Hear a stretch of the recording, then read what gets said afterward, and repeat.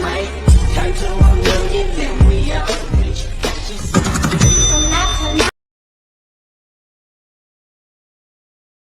ಮುಂಗಯ್ಯ ಚಾಚುತ್ತಾ ಸೇರುವೆ ಎಲ್ಲ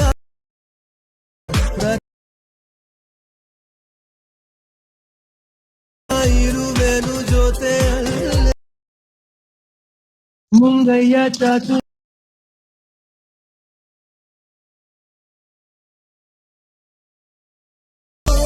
ಎಲ್ಲ ಮರೆತು ಪ್ರತಿ